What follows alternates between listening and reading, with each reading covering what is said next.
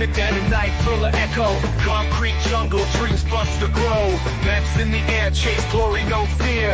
Broken bats, the heart steer clear. OMG, the chaos, what a scene. Streets buzzing like a machine. Creepers from the shadows, chills on my spine. Past haunts, the future shine. Comebacks in the night, keep dreams alive. Fighting tooth and nail just to survive. City's heartbeat echoes in our chant. Grit and glory is all we want.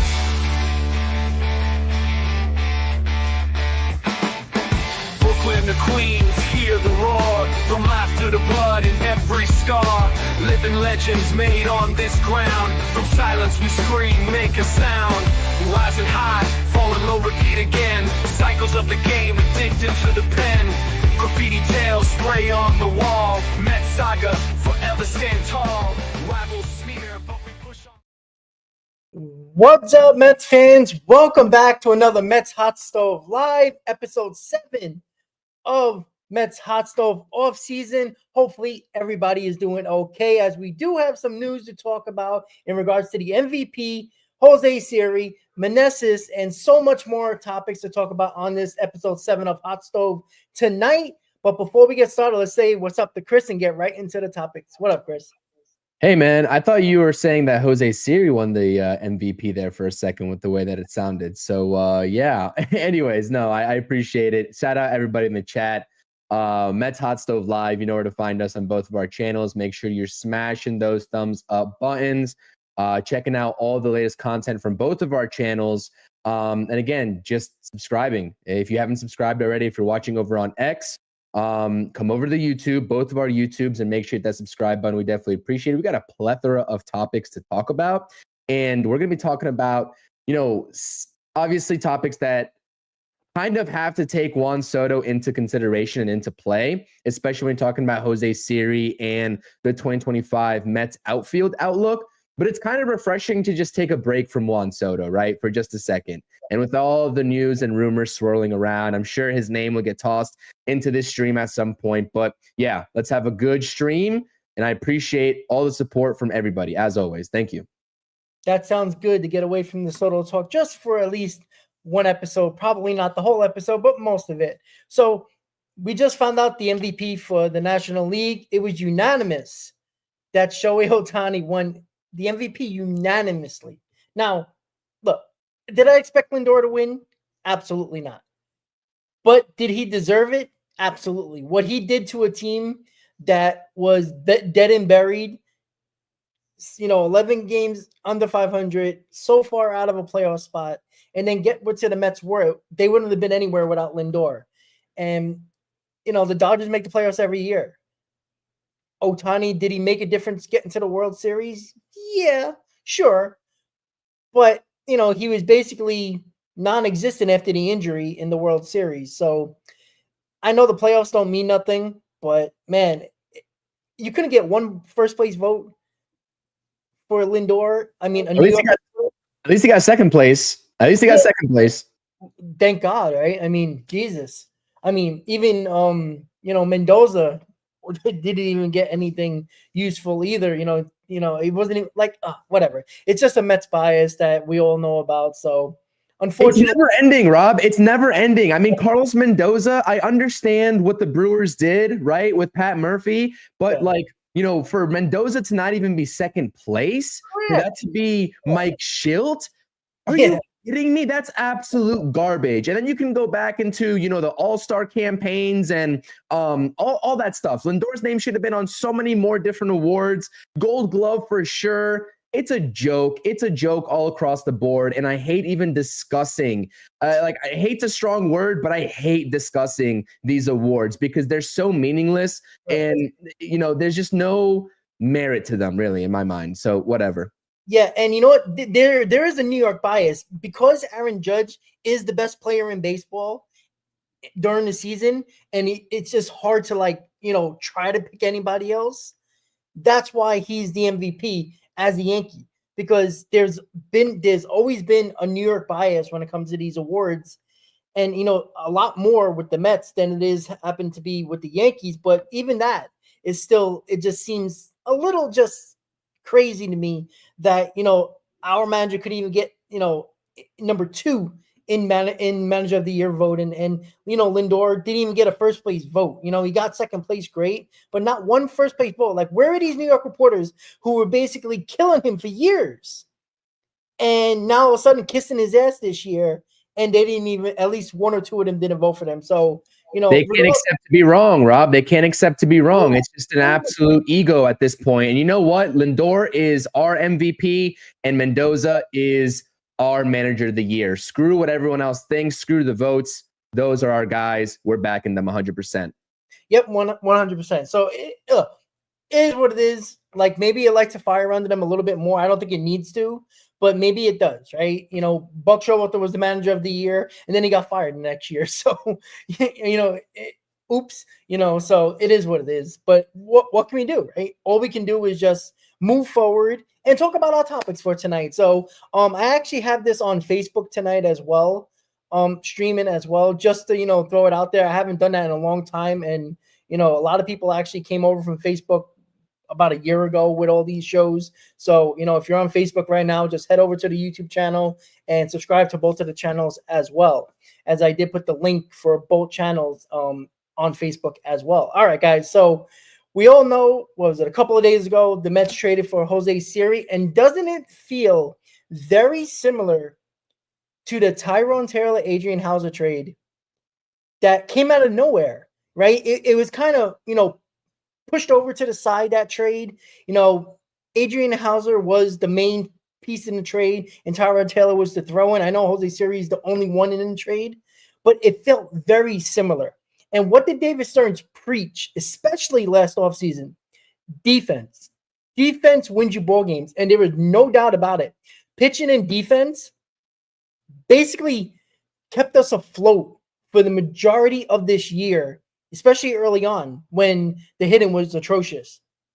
Defense was really good, and there was no mistaking where the Mets were pretty damn good defensively all around the board in Major League Baseball. It was because of the Harrison Bade's of the world, the Tyrone Taylors of the world, the Lindors at shortstop. Everything just worked out. Even Pete Alonso with the glove, Vientos with the glove, all around the outfield and the infield. The defense was extremely good. And don't think for a second that did not help us to get to where we were, and making the playoffs and making a little run in the playoffs as well. So the defense is key. And when you trade for Jose Siri, the first thing that came to mind was the trade for the with Hauser and Taylor, Chris, and that was the first thing I thought of. And I know the bat is not exciting for a lot of people, but if you do your offseason acquisitions elsewhere that brings the offense, Jose Siri should be what Harrison Bader was for us. Better. Exactly. And it's a hell of a lot more cheaper. Basically, somebody put the stats down between Siri and Bader, and Siri wins more offensive categories than Bader. And you only paying him $2.5 million compared to the $10 million you gave Harrison Bader. And Siri's better. And it's hard to say that Siri can be better than Bader, but he is, right? He has extreme speed when it comes to gap to gap. He's one of the best in that. He's in the 99th percentile in defensive percentages. He got a great arm, and he's just a guy that is a vacuum in center field. And when it comes to that, don't think David Stearns is not thinking he can, take more of that right center field at Citi Field for none other than Juan Soto, who only has to worry about probably the line. You play Siri a little bit more into the right center field gap, Chris.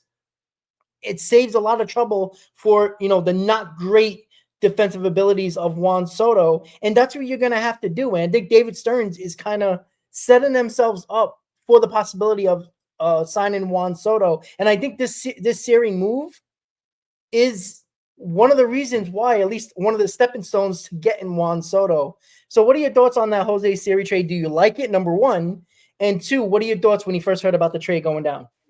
Yeah, we both dropped the video doing instant reactions to this trade. It was absolute. So let's take it a step back further, because I do think that this is the automatic replacement of Harrison Bader for cheaper. Yep. If you all remember the content that Rob and I did last season, I said Harrison Bader and $10 million was an extreme overpay. I was screaming, to the hilltops that it was an overpay, and nobody liked that take. Everybody was just like, you know what? Harrison Bader's defense, this, defense, that. $10 million for a guy like that, that's an overpay. And it proved to be an overpay in 2024 when he fell off the face of the earth, really, after the first couple of months. So the offense is really comparable to these two guys. Jose Siri is going to get you more home runs. He's going to hit the ball harder, right? And when you're talking about Jose Siri, and I agree with what Patrick is saying in the chat, you're not going to play Jose Siri every day, right? You're not going to play him every day. Could he be your starting outfielder come opening day? Yes, absolutely. He could definitely do that. He could definitely be that. But he's not going to be an everyday type option, right? And I don't foresee that happening with the New York Mets. Obviously, there's still a lot of, stuff to, questions to answer, I guess, so to speak, about the Mets and the outfield situation. What's going to happen to a guy like Drew Gilbert? Obviously, if the Mets get Juan Soto, Drew Gilbert's name is out of the question, right? He's going back to AAA, and I wouldn't be mad at that at all. And the same thing, we could talk about in the infield when we get there for the second base spot. But listen, Jose Siri is electric. He hits the ball hard. I mean, I rewatched the replay of him just hitting a laser off of Mason Miller in that ninth inning to tie up the ball game. And the announcer was just like, Mason Miller's looking for revenge or something like that. Whatever the announcer was saying in that given moment. And he just hits an absolute missile off of Mason Miller, who throws almost 100 miles per hour. So the bat speed is there. The strikeout rate is not there, right? He strikes out at a very high clip. He strikes out around 35%. And the major league average is around 22 to 23%. So that needs to change because he chases a lot of balls. So that's his weakness offensively. Maybe if he builds a little bit of discipline, a la a guy like Javier Baez, who just magically stopped chasing balls when he came over to the Mets organization and then went right back to chasing baseballs when he signed a bigger deal with the Tigers after he left in free agency, right? That's what I'm saying. If the Mets coaching staff and these hitting coaches that are now retained for 2025 in Barnes and Chavez, if they can get Jose Siri to get some discipline, you're going to see every single metric go up for Jose Siri. The batting average is automatically going to go up. His homers are probably going to go up by just a little bit, which is kind of crazy to even think about because he's hit 25 and 18 home runs respectively for the Rays the last two seasons. And if you're trying to convince me that that's not a good trade to put in your 8 or 9 spot, then what are we doing here? If you have that kind of power in your 8 or 9 spot, which is where he'll be batting, that is awesome. And then you get into the defense, right? The only defensive statistic that you can possibly knock him on is the amount of errors that he had last season with 7. But defensive runs saved, outs above average, the range that he has, above average arm, like super above average arm, right? That is what you want out of your center fielder, whether he's going back on baseballs, whether he's coming in on them, whether he's going to his left or his right. And like you said, you can shade him in most situations. Obviously, it's situational depending to one side to try to mitigate that gap where you might be lacking with either Juan Soto or Starling Marte in right field, presumably. So there's so much to like about this. But again, Jose Siri and Tyrone Taylor, that also immediately stuck out to me for 3 reasons, right? Let's compare the situation here that David Stearns has now, mimicked the last 2 off seasons. Tyrone Taylor, also around the same age when coming over to the New York Mets, right? Entering the primes of their career, kind of lackadaisical offensive numbers with their previous organizations. Same thing from, Jose Siri can be said about Tyrone Taylor when he was there in Milwaukee. Yes, the average was higher, but again, the production value was that of a 4th outfielder, right? And we saw what Tyrone Taylor did in 2024. And also the multiple years of control that you get with these guys is so important. There's 2 more arbitration years of Jose Siri left. Yep. And guess what? If it's not an organizational fit, if Jose Siri just simply does not fit into the organization, whether it's the production, the personality, because a lot of people have been talking to me about his personality and like he's fiery, which I love. I'm always an advocate for. It reminds me of Jesse Winker, probably on like a ×10 scale, but like, he's definitely out there, right? The bat flips and all. But if it doesn't work out, you can still convince another team to take him on because he's got 2 more years left on his contract before you presumably have to pay him. I look at all the advantages in the situation, especially with how the platoon worked out with Taylor and Bader last season, and knowing that Jose Siri, I'm going to say it, is a flat out better player and younger than Harrison Bader. It was a no-brainer for me. It was a no-brainer for me. And this is just a classic, typical, fantastic David Stearns move. Yeah, and I want to bring up what Jeremy said here in the chat. He said, sorry to disagree, but Taylor is a 4th outfielder and Siri is the 5th outfielder. Now, I agree with you that Taylor's a 4th outfielder. I agree. We agree with that. But Siri is not a 5th outfielder. You got to remember, he was on the Rays team that have been successfully making the playoffs and winning 90 games. He was a starter, right? Too many people are looking at it from a different perspective. This is not a guy that's batting 3rd, 4th, or 5th in this lineup. He is batting 8th or 9th. Go around baseball and find me an 8th or 9th hitter that hits 20 home runs and around 80 to 85 RBIs. Now, the batting average is not going to be there. Maybe he can get it up a tick, maybe 10 to 15 points in total. Maybe. Let's hope that. But we're looking at it from perspective here where if you got an 8th or 9th hitter that is hitting 20 home runs and giving you 80 plus RBIs. Find that on the Mets team last year. Find that. Bader wasn't doing it. Alvarez wasn't doing it. Anybody who you wanted to put 8th or 9th wasn't doing that. Harrison Bader for $10 million gave you 12 home runs and 60-something RBIs, if I'm not mistaken? Let's see. Give me 1 second. I just wanted to check that really quick. RBIs, 51 RBIs for Harrison Bader in 143 games, right? Siri beat that by 6 home runs and 24 RBIs. That's how many more home runs to RBIs he had over Harrison Bader for $7 million less. That's a huge difference. And he's better defensively to Harrison Bader. Speed, gap-to-gap speed, gap-to-gap running down balls, everything like that. And this is not a situation where Siri will probably play every day, right? There'll be situations where you probably put Tyrone Taylor in 2 or 3 times a week, which is fine.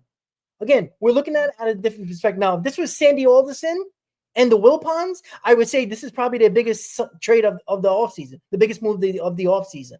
If Jose Siri was the big move, then it would be pointless. Then we can complain about it. But it's not going to be. If you don't get Juan Soto, but you get Anthony Santander, or they really believe that Gilbert's the guy, put him in right field, good to go, because he can play the corner as well, right? You're still adding to this team, right? Say if Pete Alonso comes back. Say if you want to get a couple, other guys as well, and you already put it with the core you already have, it's successful because you already got 1 through 7 that is already deep, and you already got an 8th or 9th hitter wherever Siri's going to play with around 18 to 20 home runs, probably maybe more. That's the difference. You have to look at it from a whole perspective. Too many times people complain and bitch and moan about, oh, well, he's a good hitter, but he's bad defensively, right? How many times did we didn't want certain guys, right? We didn't want Harrison Bader in center field when it got to the playoffs because he wasn't hitting, right? We didn't care about his defense. Tyrone Taylor was getting the bigger hits, so we let him play out there. We have to understand the perspective of this whole entire player as a whole, because it's not just about scoring runs. If you, again, we talked about this during the season. If your 2 through 5 hitter let's do 1 through 5 aren't doing the job, that's the only time you're going to be talking about the 7th, 8th, and 9th hitters. That's the point. We talked about this all season long. When your core guys are not doing the job, that's when we start complaining about the 7, 8, 9 hitter not hitting. That's why we started to complain about Alvarez and Bader, and you can go on and on. The fact of the matter is, if you're going to complain about Jose Siri during the season, that means your core guys are not doing the job. It's just that simple. And you're not going to win. Right? Yeah. That's I agree with you. Jose Siri's a player. I like what Junior's saying in the chat too. Siri is what a lot of baseball fans said Carlos Gomez was. I can see that comparison a lot. I can see that comparison a lot. And the Mets really had 2 different routes they could have, taken, right? I threw out 3 names on one of my videos talking about potential trade candidates for center field because, the free agent market in terms of pure center fielders, it just wasn't there. It was like Kevin Pillar and Harrison Bader. And, you guys would have been complaining even more if those were the options, right, that we got over Jose Siri. So I basically threw out Lane Thomas, Cedric Mullins, and Luis Robert Jr. Well, Luis Robert Jr., obviously injury history, right? We don't know what the White Sox situation is. We don't know if they're going to trade him. They should, but we don't know. The only guy on that list, right, and Cedric Mullins is coming off one of his worst defensive campaigns in 2024. The only guy that I maybe would have rather have in terms of pursuing a different route was a guy like Lane Thomas. Like, that was my guy to get. But again, like different situations, the Guardians are still competing in their division. Like they just are coming off of an ALCS performance. So, there's a lot of other factors that go into it, and Lane Thomas is the only other guy in comparison to a guy like Jose Siri that I could have looked at and said, I would rather have that guy more. Maybe I would have said the same thing about Cedric Mullins as well. But again, if we're talking defense and we know the type of, Pobo and GM that David Stearns is, he's going to prioritize the defense. So a guy that's coming off of -5 defensive runs saved in 2024, as Cedric Mullins was, compared to a guy that's coming off of a season where he had 12 defensive runs saved in Jose Siri last season for the Rays. I mean, it's a no-brainer in that category. So again, the reason why we've talked about it all the time. I'm not sure exactly where you stand on this, but I have a lot of question marks still about the philosophies of Jeremy Barnes and Eric Chavez in terms of making this lineup its most optimal, right? But if there's one thing that a guy like especially Eric Chavez preaches, and we can agree with it or disagree with it all we want, but he has been known to come out and say he prioritizes contact, right? So if Eric Chavez can just get with Jose Siri one-on-one, and those opposite ends of the spectrum in terms of approaches that Jose Siri has, high power, high, hard hit rate, but just strikes out a ton. And Eric Chavez, who's on the opposite end of the spectrum in terms of the hitting approach, can get together and meet in the middle.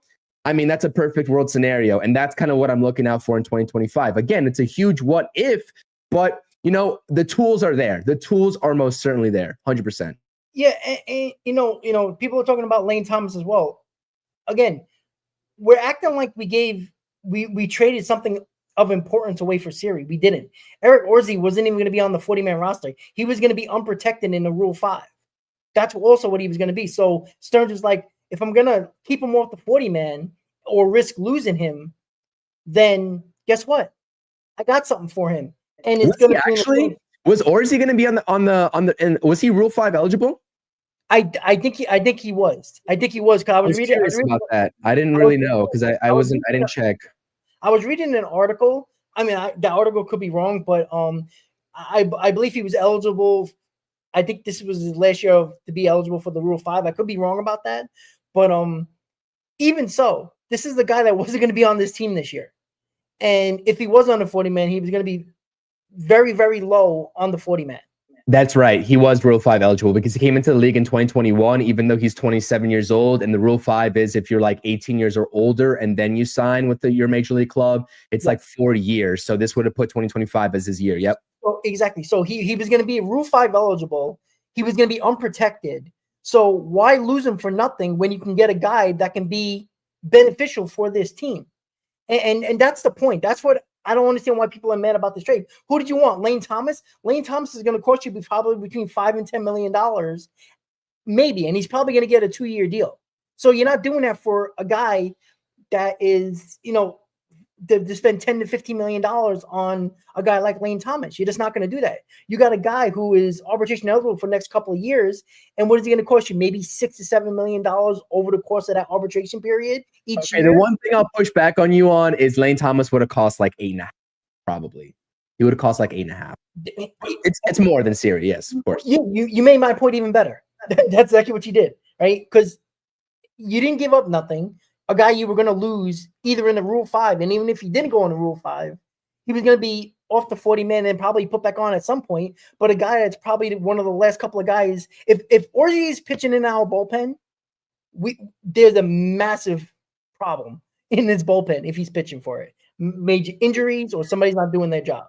So you got something for him, somebody that can actually help this team, even if it is only defensively. But I'm sorry, if you give me a guy 8th or 9th batting, hitting 20 home runs and 80 RBIs, which he, does frequently, that's fine. And then you put him in New York, you put him with guys that, because it didn't seem like he was like controlled in Tampa. It just seemed like they just let him, run free and do whatever he wanted to do. He's not going to do that here. Lindor's going to control that narrative 100%. If Siri gets out of line, Lindor's going to take him to the side. Couldn't hit a bigger home run for the New York Mets. And he ran around the bases with no emotion. Can you hear me? Can you hear me, guys? Chris, can you hear me?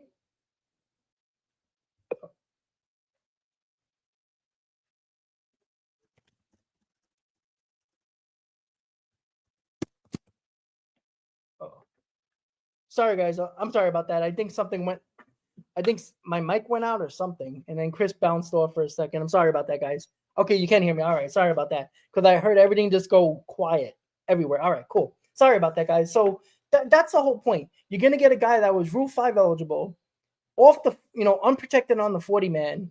So what do you think is going to happen, right? Are we good? Yeah, we're good. I'm sorry. I thought my mic cut off or something, but I don't know what it was. Everything just something was weird there for sure. Something was weird there.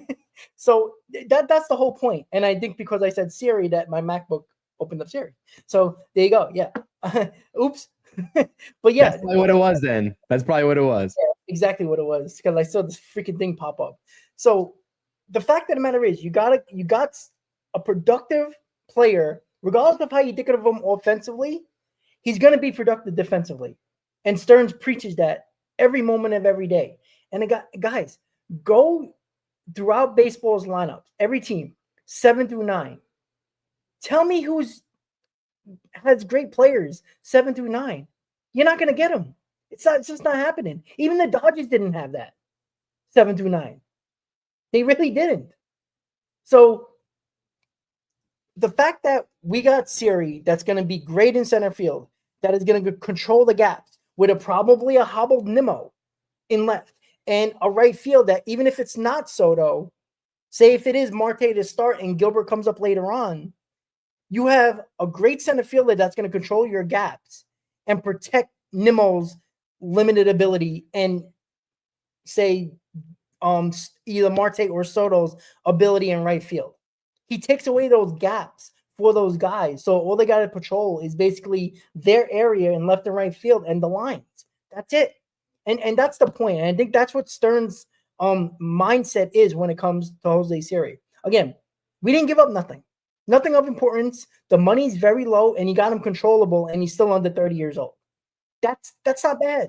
Really I'm not losing sleep over Eric Orsi being in the Rays organization. Could he go? I mean, he had a 2.92 ERA in AAA anyways last season. So, I mean, whatever that's worth. But, could he go there and find success because of the Rays' known pitching lab? Yes, absolutely. But again, in hindsight, he was never going to be a difference maker for the Mets in 2025. And by the way, while we're on the topic, the Rule 5 sort of draft decisions just happened, and the Mets chose not to add anybody on the 40-man roster. So that signifies two things to me, right? That signifies two things to me, and it's very important. So guys, please listen up.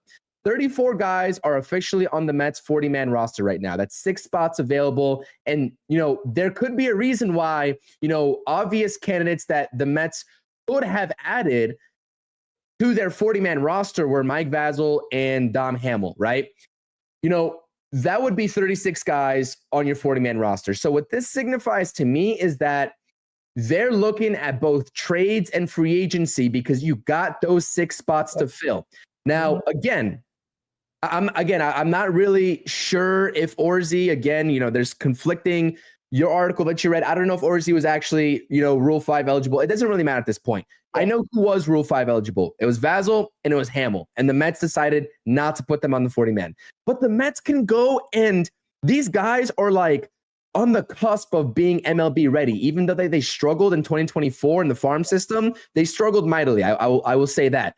But other teams could take chances on those guys. They could flip those guys as well and trade them for valuable pieces just like the Mets did with this Jose Siri trade. So like that's not out of the question. So what that signifies to me is that the Mets are anticipating a lot of moves happening, obviously, by not adding two guys that they know they're not going to have any use for in 2025 because they're going to have a loaded offseason worth of free agents and more trades. And if you think the Jose Siri trade is the last one we see in this offseason for the Mets, you're mistaken. I'll just say that right now. You made a great point. And guess what? Similar to last year, we had 32 guys on the 40-man when the offseason started.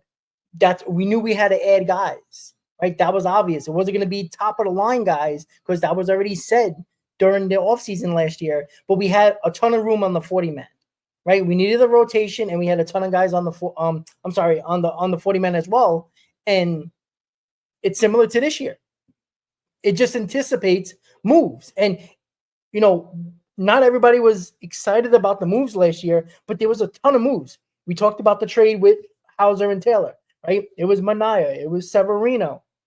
Right, it was 3, 4, 5 sign-ins and a trade, and that added to the 40-man roster, and that's what Stearns is doing here. Right, he could have easily put Vazel and Hamill on the 40-man, but didn't. Why didn't he do that? Well, because he's anticipating a big offseason, regardless of the names. Whoever you want, we have our own opinions about that. But let's talk about the names. We're like 31 minutes into the stream talking about Jose Siri. Exactly, because we know he's going to be an important piece to this team. We already know that, and the fact that there's so much room on the 40-man is it couldn't hit you in your face harder. Moves are happening, free agency or trades. It's going to add to this 40-man roster, right? No matter what names you're talking about, it's going to make it a big. I think it's going to be a big offseason, and it's just leading up to that. And what's not more fun than that, right?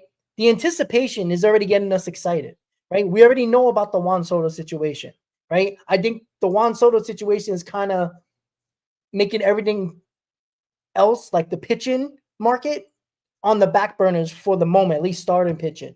So, going with Jose Siri, the Mets right about an hour before we came on, the Mets signed Joey Meneses to a minor league deal, invite to spring training. We know this guy, he's hit big, he killed the Mets, right? He didn't hit against anybody else, but he killed the Mets, right? He's a contact guy, right? We're talking about contact. He's a contact guy, right? He'll hit his home runs every now and then, but he puts the bat on the ball. I'm not saying he's going to make the team. I'm not saying that he's going to show anything where he can, remain in the minors, because he probably has an opt-out if he does get into the minor leagues or something like that. But you're right. It's a G-Man choice situation. I think you put that out on X before the stream. So give me your thoughts on the Meneses signing, minor league signing and invite to spring training. Yeah, it's exactly that. You hope that he does well enough in spring training to perhaps convince you that, he could be on your roster. But again, we've had so many conversations already surrounding the outlook of the Mets and who's going to take the final roster spot. I think I talked about that in one of my videos and definitely one of my live streams. I'm not expecting anything. Again, as I mentioned on my X account, my Twitter account, whatever you want to call it, this is a G-Man Choi 2.0 situation, right? I believe Meneses only really has 3 years under his belt, right, with the Nationals. So he got a late start into the league. He's about 31 years old, I want to believe, maybe even more, honestly. He's in the prime of his career right now. If he had a prime. And he came out of the gates hot, right? He came out of this first season really just firing on all cylinders, right?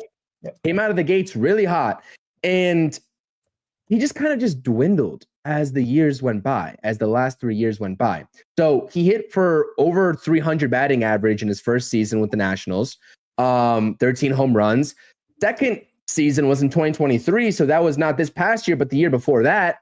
And people forget that I believe he only hit 275, but he was also just in the consideration of being a replacement all-star that year as well. I don't think he actually got to be a reserve, but he was in consideration. 13 home runs that year as well. But if you take a look at, and he obviously struggled in 2024, right? I mean, it was just a bad year for him. But each year I've seen the regressions. But again, how much sample size can you really say of a guy in his total career? If we talk about regressions from guys for the past 3 years, we usually like to look at, a guy like Luis Severino, who was at the top of his game, right, 5 years ago in 2019 or 2018. And Meneses, we don't really have that kind of sample size to go along with him. So the last 3 years of what you see is what you get. So you hope by bringing him on a minor league deal, he goes out in spring training and absolutely kills it. But guys, in no way, shape, or form is this any significance to what is going to happen with Pete Alonso. They're not signing Meneses, right, to be Pete Alonso's replacement.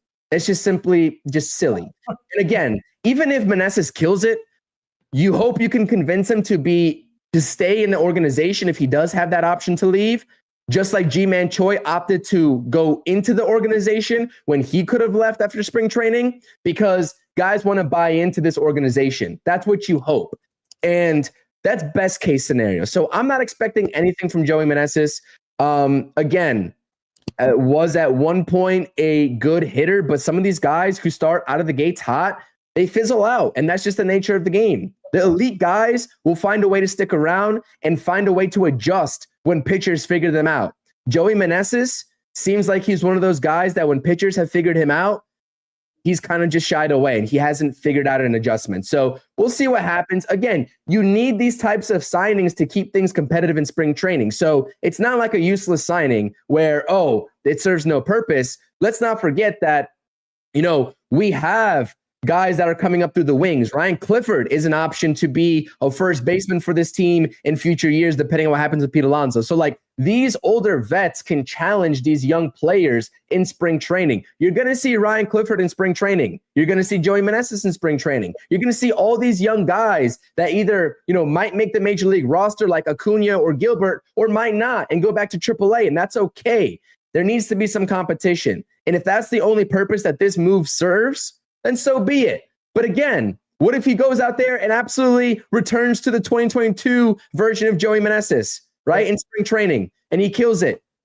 New organization, new names, the old him. I mean, you're talking about a completely different scenario at that point. So again, a lot of people like to take these signings at face value based off of what these guys produced this past year, but there's an overarching purpose, for me at least, that I see a value for this organization to bring a guy like that on board, right? That's already a veteran and has had that success before. So anyways. Yeah, and with Meneses, I see this as a Jose Iglesias type signing where it's a minor league signing, invite to spring training. If you have a good spring training, make some promises if you want to. Tell them, hey, if there's an injury and you're playing well, you're going to be the first guy up. That's it, right? That's how you got to call it, right? We know Meneses is basically a first baseman. You're not going to use him as a DH. So, God forbid if, say if the Mets do get Alonso and Alonso gets hurt or something like that, he's been prone to freaking injuries with his hand by getting hit by pitches. Say if he misses a couple of weeks, right? Joey Meneses can be the first man up and he'll replace Pete Alonso for a couple of weeks. I know it's not the best thing in the world, but, it's an option. So that's the thing you got to do, and this is the other reason why when people talk about the organization, the culture, people want to stay in organizations that have a good culture, that tell them the truth. Remember what a lot of the players said, that David Stearns basically told them the truth. Hey, you're not going to be starting here. You're not going to start the season with this team, but I'll keep you in mind when we need to replace somebody, right? He was honest with the players. Players love honesty from the organization, right? Don't lie to them. If you tell them the truth, everything's good. And I think they want to stay within the organization. And that's this signing from Meneses is nothing crazy, but it's a situation where it's a depth option just in case. And if he wants to stay with the organization, great. And maybe he'll be one of the first guys called if something happens to whoever's playing first base for the Mets in 2025. So it's not the end of the world, right? This is depth moves, and invite to spring signings happen all the time. So, and this has nothing to do with Pete Alonso. No. Let's make it be clear, twice. No. Yeah, exactly. I'm sorry. I'm just checking a couple of comments here. Game 4 as a plus defense outfield, he'll run for right field. Yeah, well, exactly the point. He's going to expand the defensive capabilities, and you know what? He can probably limit, the mistakes by the Nimmos of the world, the Juan Sotos of the world, if that's the case. So again, Siri and Meneses looks. And again, I'm sorry, guys. I thought it was me the first time, but it's definitely on your end at this point.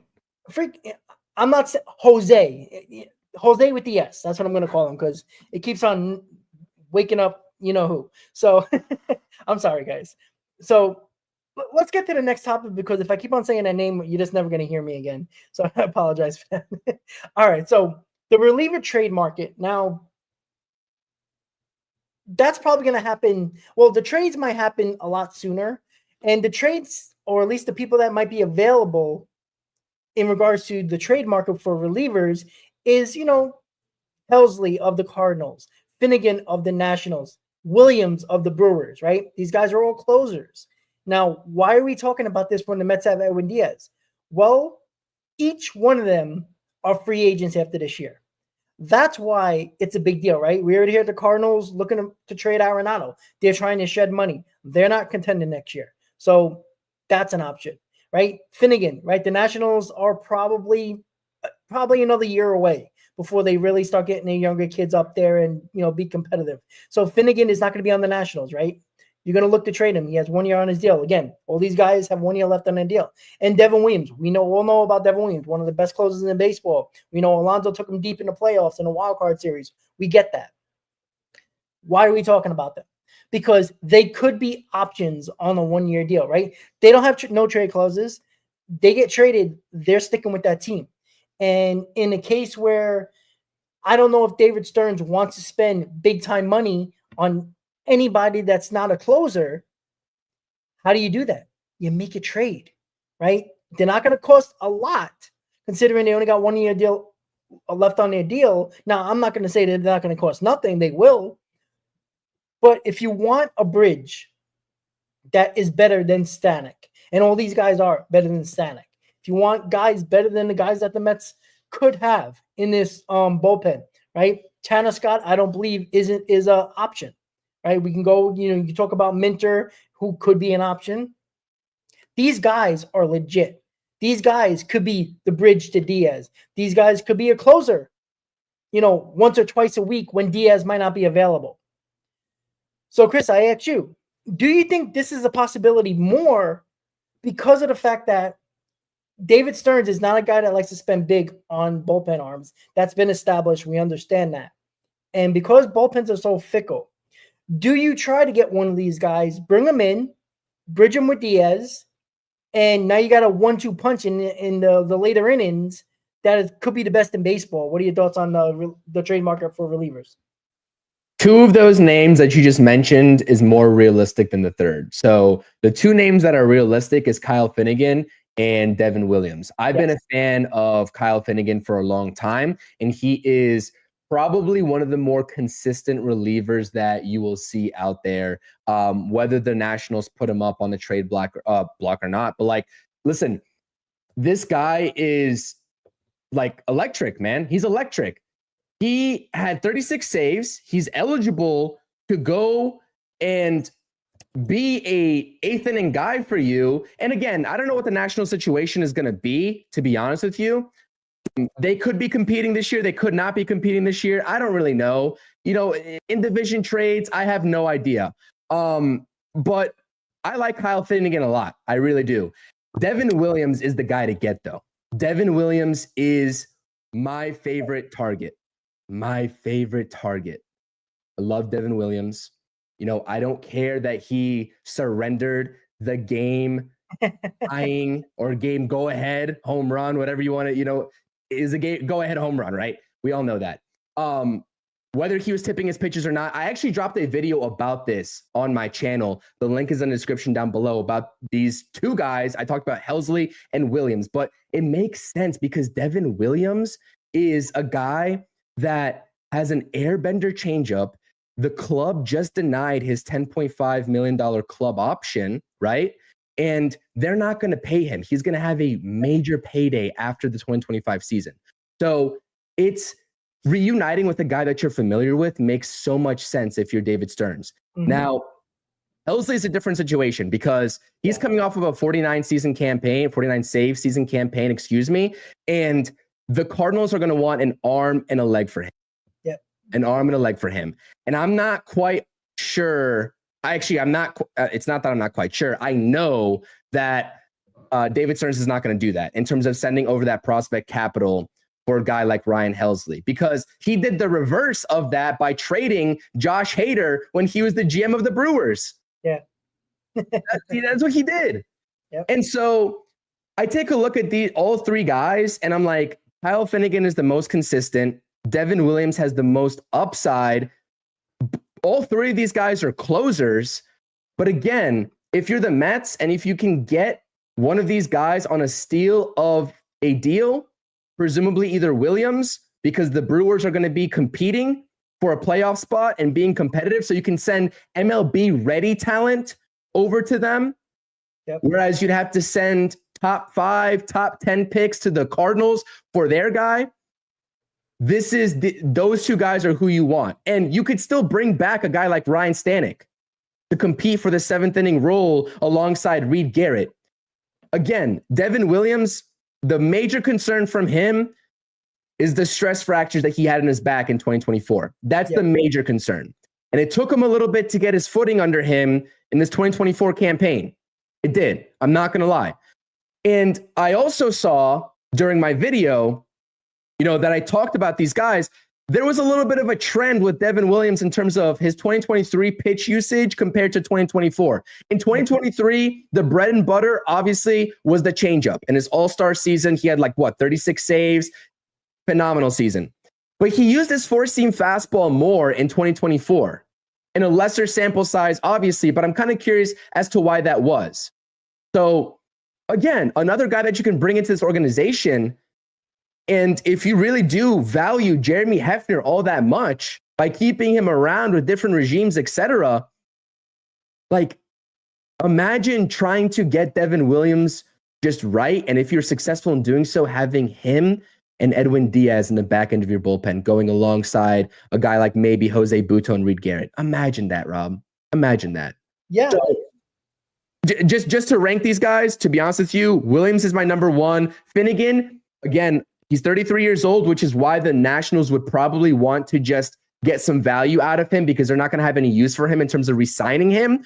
But Williams, Finnegan, and Helsley would probably be my number 1 if he didn't have such a great season and if I didn't think that he was going to, go ahead and make a 5-year, 6-year contract after this season. The one thing I would probably be hesitant about is that if a trade negotiation starts between the Mets and these teams, is there going to be any pushback from these players in terms of knowing that they're going to be competing for their next contract, but also knowing that they will not be closing for the Mets in 2025? Will they go to the front office, whether they have, I guess a no trade clause or not, which I don't think any of these guys do? No. Are they going to push back hard and be like, can you please at least do right by me and trade me to a situation where I'm still going to close? That's the only sort of hiccup that I could foresee. But these are 3 elite names, man. 3 elite names.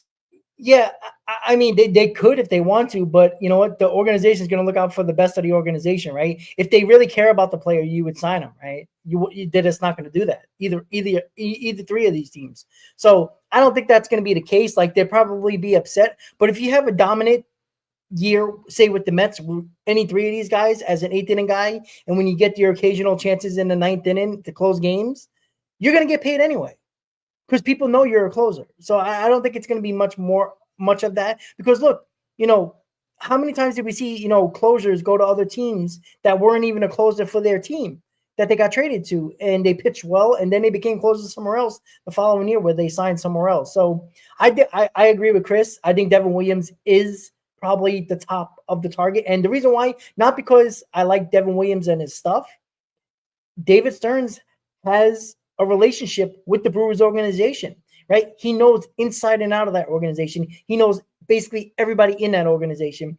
When you have relationships with teams, you tend to have more trades between those teams more often than not.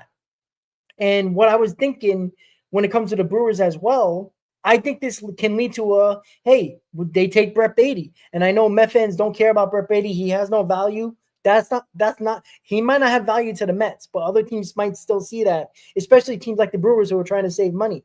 Beatty has a lot of control left. He's very cheap. And by the way, the starting third baseman for the Brewers in 2024 is one of their top prospects, who is a shortstop.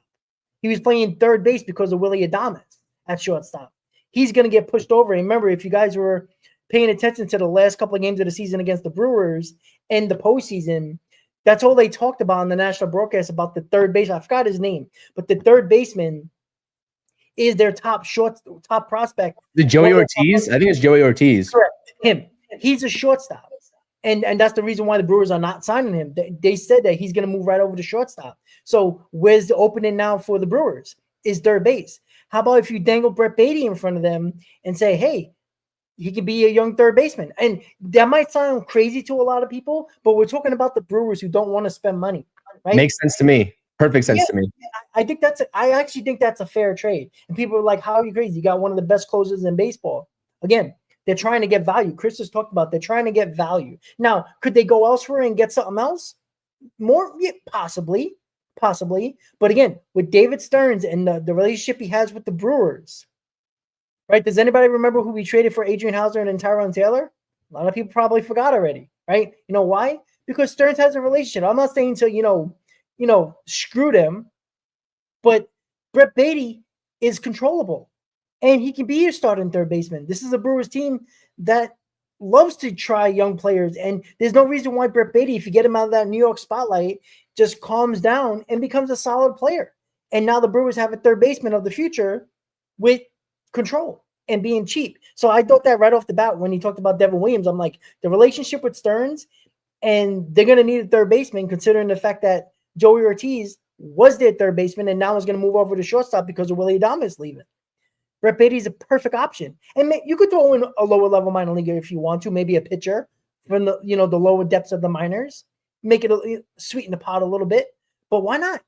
They want to get that $8 million off the books, man. That's what Devin Williams is scheduled to make in arbitration. I believe he's in arbitration. I don't know. Yeah, but anyway, they want to get that money off the books, dude. They want to get that money off the books. Exactly. And again, with the relationship that Stearns has with that organization, all he has to do is make a quick phone call. And if he's a little aggressive about it, why not? Like, Brett Beatty's not going to be a part of this team. Sorry, guys, if anybody believes that, it's just not going to happen. And Beatty still has value because he's still young. He's still controllable. And it only takes one team to say, we can help him. We can fix him, right? The guy hits bombs in the minors every single day, comes to the majors and hits ground balls. So, maybe they got better analytics when it comes to launch angle or something. I don't know. But I think that's a good, go to the Brewers and say, we'll give you Brett Beatty and a lower level minor league pitcher. You don't think they're going to say no? They want to get that $8.5 million off the books. It's perfect. It's a perfect situation. It seems like a perfect match. Now, will that happen? Who the hell knows? But I do agree with you that Devin Williams at the top of the list because of what I said and what we both said is that I like Devin Williams, right? Finnegan, I think the Nationals are not going to trade him to the Mets. I just don't feel like there's any relationship there. And again, Helsley is just it's going to take too much. And I don't think Stearns wants to do that for an eighth inning guy that's not even going to be a closer. Now, if the Mets were looking for a closer, I could see him doing that. But because he's not, it's not worth it for an eighth inning guy. It would be crazy to do that because you probably have to give up a top prospect. Keep in mind, I also dropped another video of another guy that can be a bridge guy to Edwin Diaz. That's a free agent and would also cost a little bit less in terms of the actual contract that you give him. But there is an injury concern if he'll actually be ready by spring training or not. And that's Jimmy Garcia, who has had a phenomenal campaign the last 2 years. And it reminds me, well, more so the last year, but 2023, his production mimicked that of Ryan Stanek. So if you can bring both of those guys, into the organization, regardless of whether you bring in a guy like Devin Williams or Kyle Finnegan, Jimmy Garcia is another underrated candidate. But I know we're talking trades here. So again, that's my list. And we have to take a look at the situational, aspects for the Mets as well, right? I mean, Edwin Diaz, presumably will be opting into his player option that he has in his contract, and the club option doesn't expire, I believe, until he's 34 years old. Devin Williams is 30 years old right now. Going into his age 31 season, he's going to be getting a contract extension with whoever he ends up with, presumably for a multi-year deal. Kyle Finnegan is a unique case because, again, he's 33 years old going on 34. That 1 year that he has left, you can probably renegotiate another 1 or 2 years with him, but it's going to be a low-level deal, and it's not going to be a multi-year deal because, again, you don't give relievers that are in their 33, 34, 35 range multi-year deals. Like, no matter how good they are, it just simply does not happen. So, again, unique aspects, and I'm sure there's another reliever out there that we're not talking about right now that will be on the trade block that will gauge some interest. We just haven't heard about it yet. But with all three of these teams, the Cardinals, the Brewers, and the Nationals, it makes sense why they would have each of these three respective guys on the trade block. Yeah, exactly. So, is it a possibility? Absolutely, it is. Right, as all the hints that and the points that we gave through that reliever trade market situation, especially with Devin Williams. All right, so the next topic is the three infielders, right? McNeil, Acuña, Iglesias. Me and Chris were talking about this, messaging back and forth to each other prior to the stream or throughout the day when we were talking about topics. We both agreed, and I wanted to see if everybody agrees in the comments. 2 out of the 3 are going to be on this team, guys. You can't hold 3 of these guys. You just can't.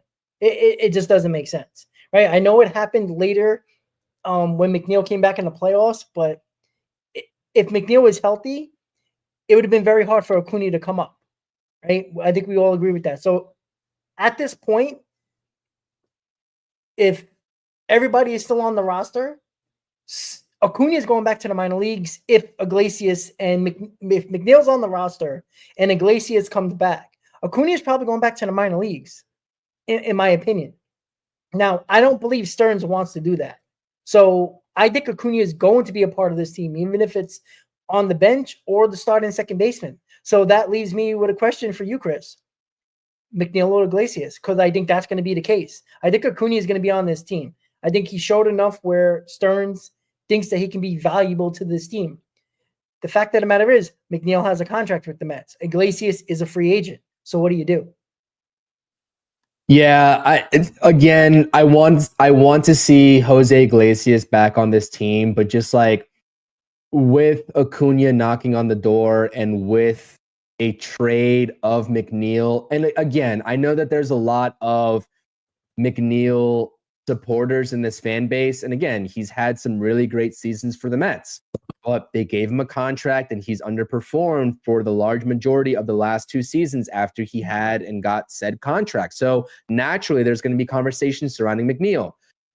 Unfortunately, and people could disagree, and I've already heard some pushback on this, I don't think that there's any team that is willing to take on that kind of money over the next 2 seasons of Jeff McNeil. Not if the Mets don't pay a dime of that contract. And that should tell you something, right? If the Mets have to pay off, right, a portion of money to send these guys back or to somewhere, then those teams probably are taking a flyer on them and they're kind of hesitant. Unless you're just getting ridiculous money like Scherzer and Verlander were, and it was absolutely necessary because other teams just couldn't support that high AAV. If a team can't, bring on $15 million, it's understandable, but I just don't know what the confidence level is of bringing on a guy that has just struggled mightily over the last 2 seasons. Yeah. I mean, it just doesn't really make sense. And again, I'm not discrediting the player that McNeil is, because when he's at the top of his game, I mean, he's great. He's hitting for high average, right? Slap hitter, getting on base, maybe some gap-to-gap power like we saw in 2022. He's awesome. But I mean, are we going to see that version of Jeff McNeil again? Are we going to hold out hope and let it be the reason for why we don't bring a guy like Jose Iglesias back, which, Mets fans are kind of hopeful that Iglesias replicates the numbers that he did in 2024 as well. And I understand that flip side of it. But again, you can't say, Jose Iglesias won't replicate what he did in 2024 for the Mets. That would be hopeful thinking if you're also being hopeful about what Jeff McNeil could possibly do in 2025 when we really haven't seen it for the large majority of the last 2 seasons. Listen, the way that I think this shakes out is that I've been very adamant that the Mets won't find a trade partner for McNeil, right? I'm very adamant in that. Regardless of what the Mets front office confidence level is in Jeff McNeil, again, you have to find the right trade partner that's willing to take that money on, or just him eating up a roster spot if they don't have that talent at second base already. And I'm sure there would be a few teams that are willing to take a flyer on him, but given you have to sort of eat that money if you're the Mets, would it make sense to bring back Jose Iglesias just to have to trade and eat money on Jeff McNeil? I'm not really too convinced. So the way that I see it playing out is Jose Iglesias goes elsewhere in free agency, and Jeff McNeil is your starting second baseman, and perhaps Acuña could be on the bench, right, for 2025 and beyond. But another realistic scenario is just running it back with what you had last season when Iglesias came back, right, or came up, is that you run the team with a platoon of McNeil and Iglesias, and Acuña starts off in AAA. And if one of those guys in McNeil or Iglesias struggles in the first half, and one of them is bound to, right? One of them is bound to. At least that's what the percentages say, right? Yep. You can potentially cut ties with one of those guys and bring up Acuña. That's like perfect world scenario. So I'd probably estimate that Iglesias won't come back, but again, stranger things have happened. And another name that we haven't talked about is Winker. I don't think he's coming back by a large majority. I think that there's no room for that guy, unfortunately, because I do like Winker a lot, and I wish that, he would make his way back to this team, but I just don't think it's feasible. But we have to have the careful conversations of expecting too much from Jeff McNeil, right? We had a 37-game sample size in the second half of 2024 of Jeff McNeil, where he was raking, right? I mean, the guy was on fire. It was just night and day different to what we saw in the first half version of Jeff McNeil. But can we see that version of him consistently? I just don't know, Rob. I'm not convinced. And I'm not going to make the excuse of being hopeful of Jeff McNeil coming around a reason for why a guy like Acuña shouldn't make the team, or a guy like Iglesias shouldn't be brought back, or a guy like Adames can't be brought onto this team and play second base. You know what I mean? Like, if you're using McNeil as the excuse for not pursuing other options, I think that's where the problem lies, in my humble opinion. Again, just my opinion. I know a lot of people are still hopeful about Jeff McNeil, but I think it's a very dangerous path to go on and to go down to expect that production to return. Yep, and I want to ask a question to people in the chat, right? McNeil and Acuña make more sense than Acuña Iglesias, and I'm gonna tell you why. Everybody just assumes that Acuña is MLB ready, right? We don't know once the teams, our opponents, adjust to Acuña. Does Acuña adjust? We don't know that. If Acuña has problems adjusting to Major League pitching once they adjust to him, you will be going to Jose Iglesias to be a starting second baseman. And do we all remember what happened to Jose Iglesias? And Chris brought this up later in the year into the postseason, right? What was the issue with Jose Iglesias? He looked like he was starting to break down when McNeil went down and he was the starter every single day, right? If Acuña shows that he can't be ready to go and is struggling, you're going to Jose Iglesias if McNeil's off this team. The safer route, and probably the more productive route, is you start the year with McNeil. Acuña's on the bench. If McNeil struggles, you give Acuña the opportunity. If not, you can use both of them in situations, or you go to your minors and you go to your depth if Ronnie Mauricio is available, if Jet Williams is ready to go. one of those guys who got an opportunity as well. So to go Acuña Iglesias is a dangerous game to play. And by the way, guys, I don't think Chris brought it up. Maybe I missed it. Iglesias hired Scott Boras, right? That's a situation where we know Iglesias isn't going to get a minor league deal like he did this year with the Mets. He's getting a major league deal from somebody. He's going to be valuable, if not for the Mets, somebody else. We have to remember that. There might be one team. It might be a bad team. But if they say, hey, Jose, we got a top prospect that is a year away. We want you to be a stopgap. We're going to start you at second base. He's gone.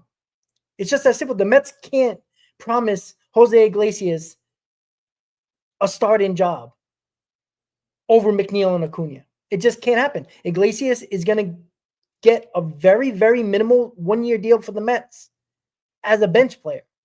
Now, Iglesias might accept that, but he didn't hire Scott Boras to take minimal deal to be a backup. He's going to get more money from somebody. And the safer route is just to go with Acuña and McNeil, because that's the safer route to go. Because you can't handcuff your team by trading McNeil and hoping Acuña becomes the MLB player we hope he can be. Because if he's not, Jose Iglesias is going to be a starting second baseman. Everybody's already complaining about Jose Siri being the 8th or 9th hitter. Where do you think Iglesias is at? The bottom. And this is the guy who broke down, who was the starter when McNeil went down. He broke down. And he broke down even worse in the playoffs. And Chris brought that up, and that was a great job by him, pinpointing that Iglesias was breaking down. And he brought in the playoffs. I think he did a very good job in the regular season. Correct. But he eventually broke down because he hasn't been a starter in a couple of years. So, that's the big difference. And I think it's a safer route to go Acuña McNeil just because of the point I just said. So again, guys, remember, it ain't going to be all three of these guys. It doesn't make sense. This is how I see it playing, Rob. This is how I see it playing out in terms of a combination. This is any one of these three combinations is how it could play out, right? McNeil or Acuña, McNeil or Iglesias, right? And obviously you'd have Iglesias or Acuña. If McNeil and Acuña is the duo, McNeil's going to start. Whether I want Acuña to start is a different question and a different answer, but McNeil's going to start because I do think that for some reason, McNeil still has the trust of this organization, which is also a factor, right? I think that he somehow does. So be it. If Acuña and Iglesias is the combination and Jeff McNeil, goes elsewhere via trade, which I don't think is happening at all. Again, I'll be very adamant about that. Then Acuña is your everyday starter, which are you going to take that risk if you're the New York Mets? Probably not. Yeah. If McNeil and Iglesias are on the same team together, that's probably the most perfect world situation with Acuña starting in AAA. I would love to run it back with those two guys. I'm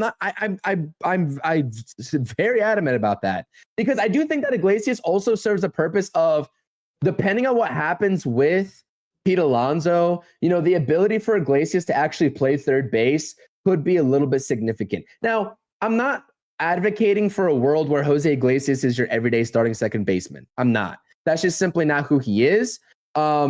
And yes, he did a decent job filling in full time when McNeil went down during the stretch of the season. But we got to be very honest about his age and just where he's at in his career, right? So, and I have no doubt in my mind that he wants to return to the Mets. But if he does return to the Mets, I feel like it's just going to have to be platooning with McNeil again. Yeah. And with the outfield situation, I know everyone wants to say that McNeil can play outfield and that's what makes him, this versatile player. McNeil's outfield defense is a non-factor for me.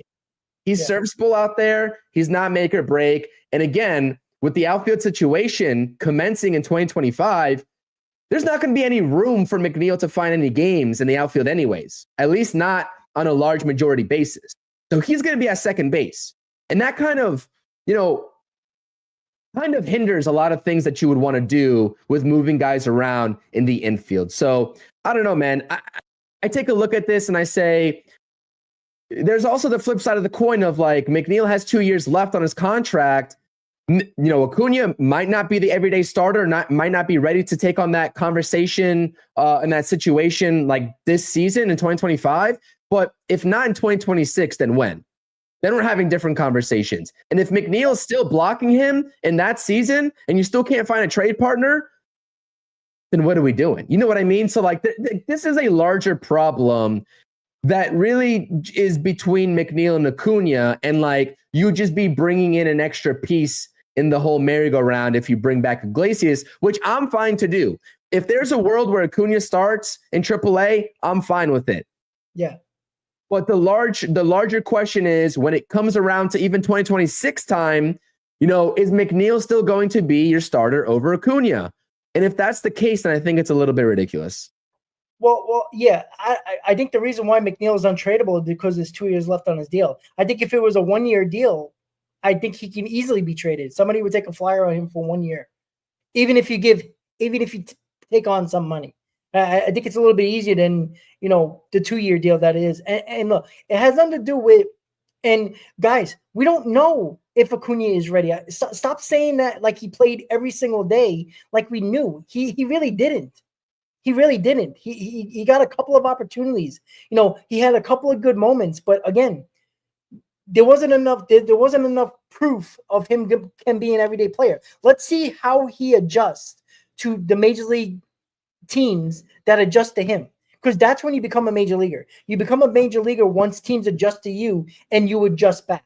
That's when you establish yourself as a major leaguer. So how is he going to get that chance? That was my question. How is he going to get that chance? The way he gets that chance is if Iglesias goes elsewhere and Acuña is a bench piece and platoons. Well, that's what we're talking about. Is that McNeil? It's either McNeil, Acuña, Iglesias, or Acuña. That's all it could be. If Acuña is going to be on this team in opening day, would you be okay with the situation of McNeil and Iglesias? Would you be okay with that? I would be, because I think that would be fine. I think that they would supplement each other well. And it's not the end of the world it's not the end of the world that Acuña goes into minor leagues for 2 months and he'll be up here eventually again.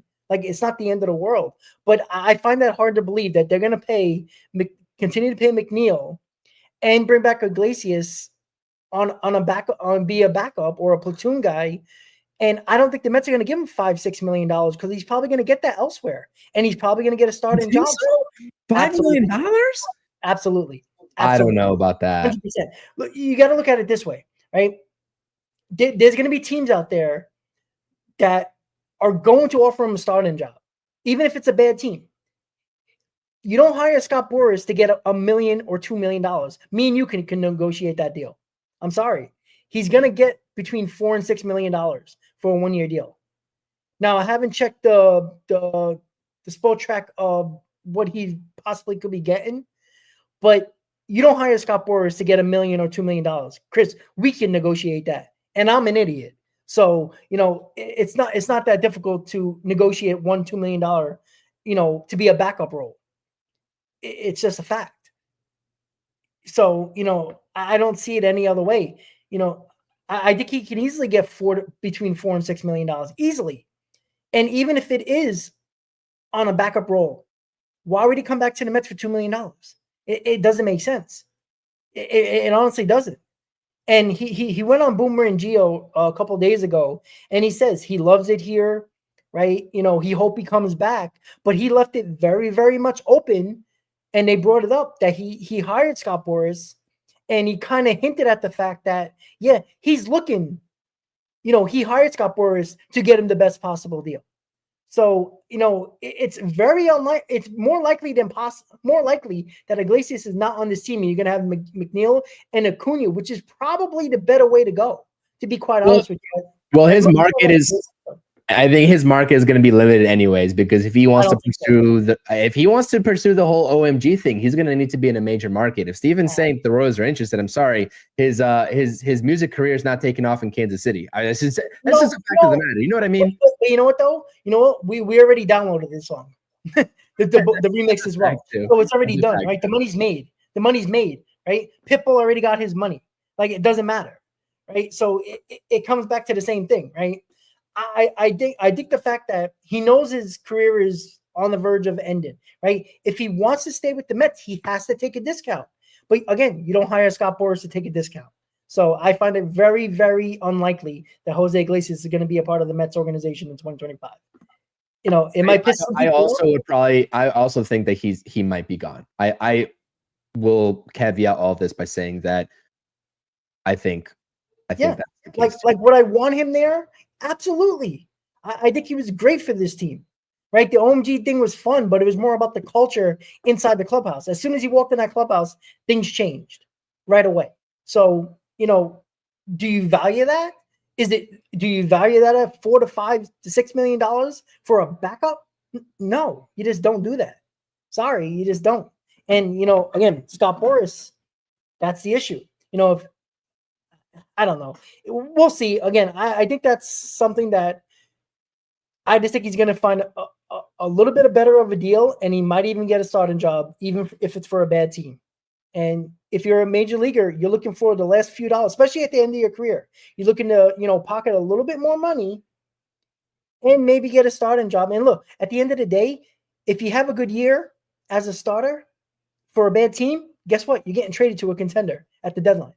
That's the other thing he can look at as well. So, unfortunately, I think it's going to be McNeil and Acuña to start 2025. Unfortunate for everybody that bought the OMG signs and the shirts and all that stuff. And people made businesses because of that. So, all right.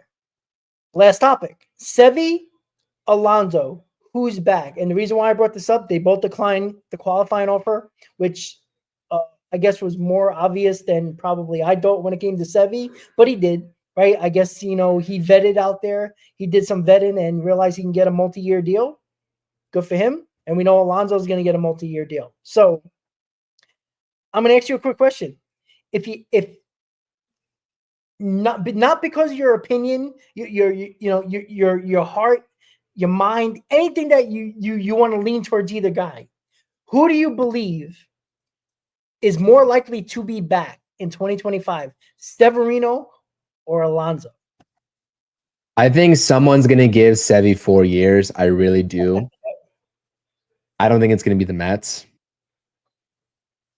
And I know my guy Carlos Ramos in the chat's going to hate this answer, but I do think that Pete Alonso is more likely, again, not 100%, but more likely to be back with the Mets than Luis Severino is. Again, pitching, especially in this market, is a dime a dozen. I mean, it's your top guys, and then you have a couple of B-tier guys, and one of those B-tier guys is Luis Severino. So there's going to be some team that's out there that's desperate enough to go ahead and give him that 4 years. And with the way that the Mets, and I understand you can't prioritize the farm system in these kind of conversations, but you almost have to with the guys that are coming up in terms of how you're going to build out your rotation. I just don't see David Stearns, even given the bounce back season that Sevy had. I was a fan of Luis Severino in the Mets uniform. I was a big fan before he even took the field for the Mets in terms of the overall signing. I knew he had this type of season in him. And there's an alarm going off, so hopefully nobody's hearing that through my microphone. But regardless, I take a look at the options at first base that the Mets have. If Pete Alonso walks, you've got Christian Walker. You've got a guy like Carlos Santana out there that you can sign maybe for a 1-year deal or trade. I forgot if he's under contract or not. But, other than that, I don't see a world where Mark Vientos is going to first base. I do not see a world where David Stearns transitions Mark Vientos to first base. Now, if he does, am I going to complain about it? No, I'm not. Because I don't think that first base is a position that's going to be hard to pick up. And Pete Alonso is an okay defender when it comes to picking baseballs and all of that. But you look at the actual metrics of Pete Alonso as a first baseman, his defense sucks. The actual advanced metrics of it. And then you take a look at how he throws the baseball from first base, whether it's a flip or to second base for a double play. It's atrocious. So, I don't know exactly how this situation is going to play out. And these two guys are, if Sevy is willing to take a 3-year deal, maybe perhaps an opt-out after the second year for him to like prioritize a player option. If he does well the next 2 seasons, he can go ahead and get maybe another bigger contract for another 2 years. I don't see it happening because there's going to be some team that looks at the season that Severino had and it's like, that's my starting pitcher number 3. And we're going to give him 4 years to be that. And I just don't think it's going to be the Mets, man. I don't. So if the question solely is between these 2 guys, Alonso versus Sevy, I'm going to give the edge to Alonso. If the question is, are both of these guys going to be back or not? That's a larger question. To what I will tell you is that both of these guys could be gone. And that's just the fact of the matter. So, it's like, which question are you asking me? Because that will probably take an hour to sort of decipher. But yeah, that's my answer. That's a really roundabout way of concluding that answer, but that's my answer. Yeah, and the last part you just said is it possible that both of these guys are not going to be back? I'm leaning towards that. If I had to choose one, I think it's Severino over Alonso. And I've said that I've said this from the middle of the season. Pete Alonso is going to get a $200 million deal from somebody. He's going to get that 7-year that he's been looking for $200 million. I don't know if it's the Cubs, if it's the Mariners, somebody else. The crosstown guys in the Yankees.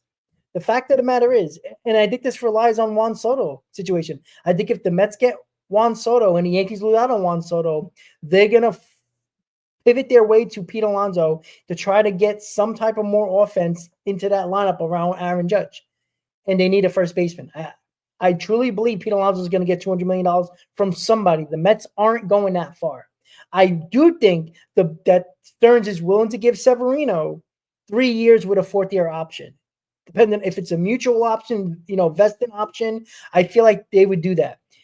And the only reason why is because I'm picking between Severino and Alonso. I'm not picking between Severino or Burns or Severino, Snell, Fried, or anything like that. If it comes down to these 2 players, I think Alonso's going to get that $200 million because people value the position player more when it comes to overall money. They don't mind giving years to position players. I feel like with Severino, I think there's enough teams hesitant to give more years to Severino because of his track record. Not you more. Think so? You think so? Yep, absolutely. Taijuan Walker got a 4-year deal worth $72 million with the Phillies, and John Bray got a 4-year deal with the Rangers worth whatever that was. I think it was like 56 or something like that, which is what Severino's projected. I'm not really sure I agree with that. But here's the difference. Nobody had a year, even the year that Severino had his worst year of his career with the Yankees prior to the Mets signing him. Look at the years. There was a tremendous amount of injuries and going downwards for Severino until he became a Met, right? There was a lot of upside. Everybody always talked about the upside of Taijuan Walker, right? After the injury that he had, what was it, Tommy John, everything like that, he came back. And same thing with John Gray, right? It was the trajectory that people believe. I still think there's still skepticism with Severino that I think it's more of a mental game with Severino. I think he needs to be at the right place at the right time. I think if he goes to, an unknown place and it's going to let him, go off in the distance and go on the mound with no thought process. I think the reason why Severino was solid for us was because they kept him grounded. I don't think they let his mind get away from him when he was on the mound, right? You saw that times this year where, when things got away from him a little bit and the Mets kind of lost track of that mental game that he plays in his head, he loses it. He starts to go to one pitch. And I think a lot of teams are going to shy away from that.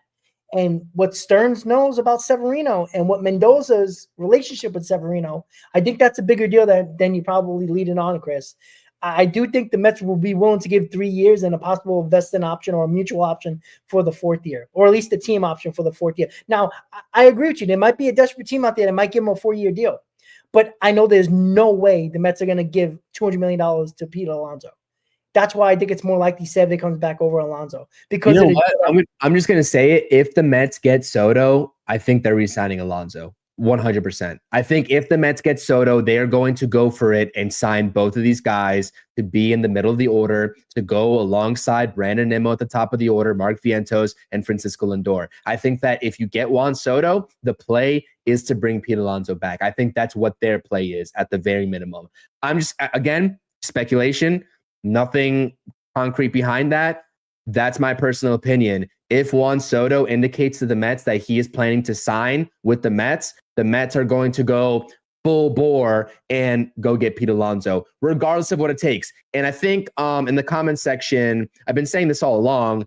Where is it? Tube you, I think there in your chat, was saying 200 mil for 7 years of Pete Alonso and not going that 8th year. I think that gets it done. $28 million was always my sweet spot for Pete Alonso. I always said that Boris is going to do just enough to make him the highest paid first baseman, whether he's performed like it or not, and people are just going to have to live with that.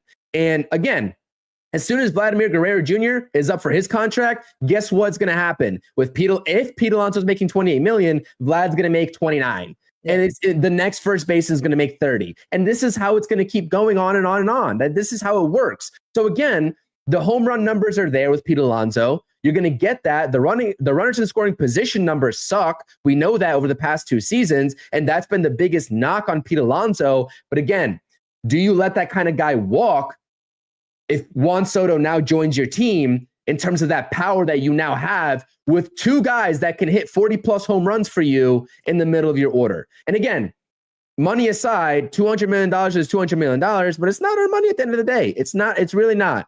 So again, I agree with that. And I think that if Juan Soto does not sign with the New York Mets, I think we're having a different conversation. And I think that at that point, then Pete Alonso might be off the table at that point for the Mets and they just go elsewhere. But wouldn't you think that the Mets would have a hell of a lot more money if they don't sign Juan Soto to bring back Pete Alonso then? No, because you just cut your losses at that point. You'd cut your losses at that. The attraction of bringing back Pete Alonso is to pair him with Juan Soto and Mark Vientos, and that's the attraction. If Juan Soto's not coming, we don't need Pete Alonso. I don't agree with that. I disagree 100%. I think the Juan Soto, missing out on Juan Soto is going to put a tremendous amount of pressure on Stearns with the fan base to bring back Pete Alonso. Because look, I don't think Stearns feels pressure, Rob. No, I think there's a ton of it. There's already a ton with Stearns with Pete Alonso already. If he loses out on Juan Soto and he goes back to the Yankees, Pete Alonso, there's going to be so much more pressure because now you're going to hear it on Sports Talk Radio. You're going to have fans of us. I can guarantee I can see it today. Juan Soto signs with the Yankees. You're going to see all the fans. Oh, the Mets must sign Pete Alonso. You know why? Because people are going to go right back to where their hearts lie, and that is Pete Alonso. It happens all the time. Not saying that Stearns is going to think like that. I don't think Stearns is going to fall for that pressure because he's smarter than that, but you lose out on Juan Soto and you say that, oh, Pete Alonso is not going to be on this team either. Where do you go? You're going to sign Christian Walker and Anthony Santander? That's going to make everybody feel better? Absolutely not. I mean, it's a plausible option. It's a plausible option. I agree with you. And I'm not going to be mad. That would make me feel good. Yeah, that would make me feel good. Right now, that's 55 to 60 home runs. That's perfectly fine with me, especially if you can add more pitching and don't think this, you let out your lineup a little bit more as well. So, and that's probably that would make me feel good. Again, it's a different conversation. Like if David Stearns is really caring what like these guys from, WFAN or whatever, whatever the hell you want to, say the media, if David Stearns is really on his phone and like, hey, WFAN guys are going to be mad at me if I don't sign Pete Alonso or re-sign him, especially if I don't get. I don't think David Stearns is operating under that kind of realm. I don't think David Stearns feels pressure. He's already had successful seasons in the past, working with a whole lot less than what he's working with right now. So again, I don't think he feels any pressure at all.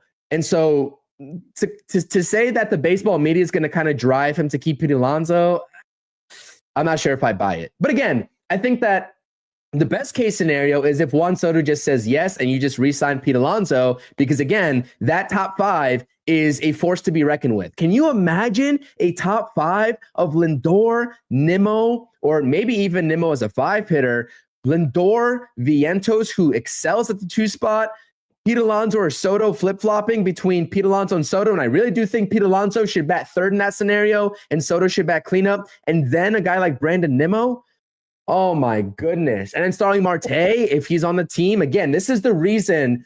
So if you get those top 5 guys, I don't care who bats 6, 7, 8, 9.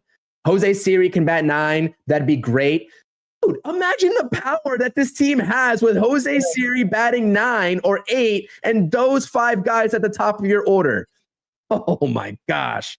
I am like salivating even thinking about that right now, about the just power potential of that lineup. Again, you know, it's a little far-fetched, I would say, but I've been very adamant about if Juan Soto is going to sign with the Mets, that does not take them out of the running of Pete Alonso. Absolutely. And 100%. That top 5 doesn't scare you, Carlos? Really? It's better than the Yankee top 5. That's concerning. Can you name me a better top 5 in baseball, maybe other than the Dodgers? Yeah, that's basically it. That's it. It's them and the Dodgers. So that's a little bit of a question mark in terms of how that doesn't scare you. But anyways, I digress. That's would scare me if I'm an opposing pitcher.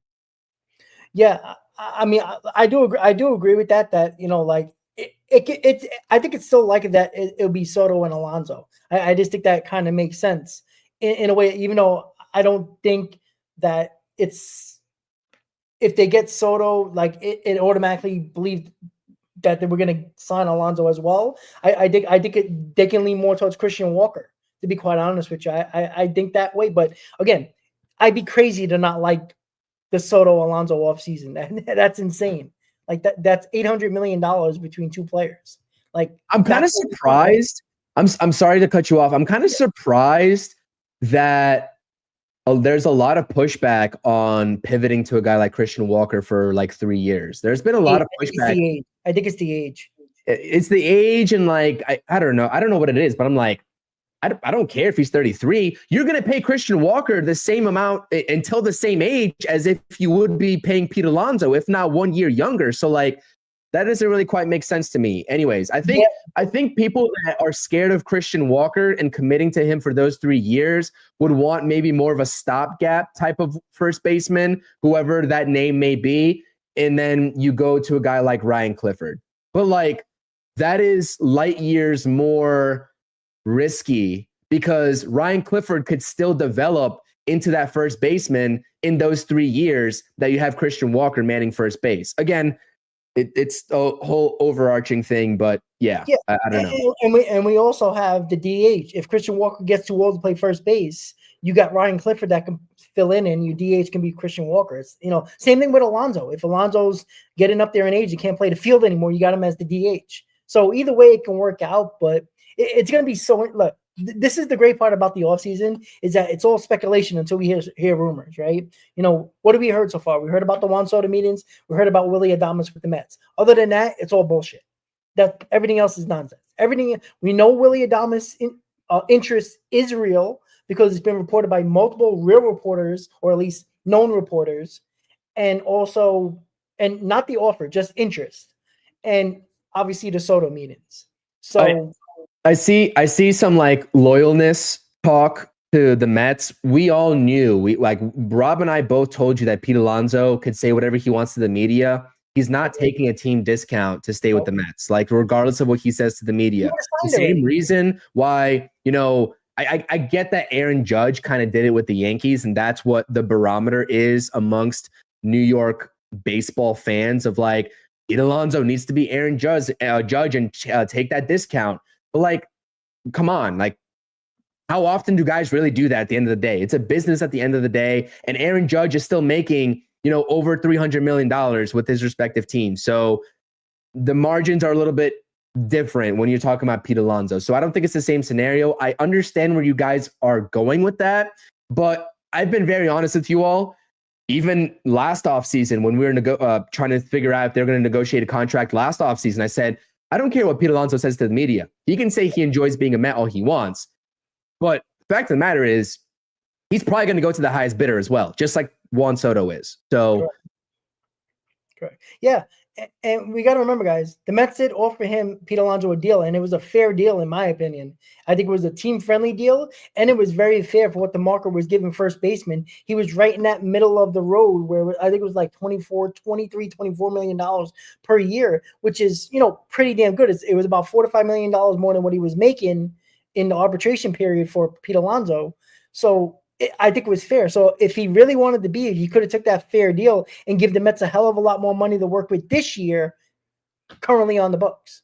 So, and not saying that the Mets wouldn't spend it anyway, but he's looking for he's going to the highest bidder. And I said that from the beginning. So that loyalty means shit. If you believe that if the Mets give him 7 years, $200 million, that's not a discount. That is the market. So, for anybody who's like, oh, look, the Mets got him back. Yeah. Not because of a discount. So if he says, oh, I always wanted to be here, bullshit. You wanted the money, which is fine. Yeah, facts. I never take away from the money aspect of it. Like, get every penny you're worth or can get. But the fact that he's taking a discount is hilarious. And if we remember, guys, Aaron Judge, that $40 million was more than anybody else. Not just outfielders. It was everybody else in baseball. The average annual value. So Pete Alonso is not getting anywhere near the highest AAV in baseball because he's not that close to Aaron Judge at all. So we'll see. But, Chris thinks that Alonso could be back over Sevy. I think Sevy can be back more likely over Alonso. So the final topic of the day, we're going to quick it off really quickly. The rapid fire segment, which a lot of people seem to like. I get comments all the time about rapid fire, even though the questions aren't perfect, but it is an interesting topic. So we talked about bullpen. We talked about Siri Meneses. We talked about the infield possibilities.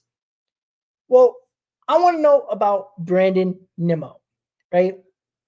Down year, injury plagued year.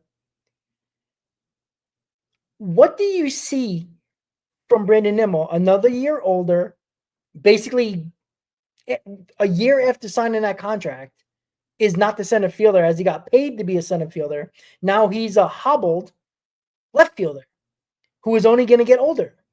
What do you believe you're going to get from Brandon Nimmo? Because he's had these freak injuries. He collapses in the hotel, whatever the hell that is.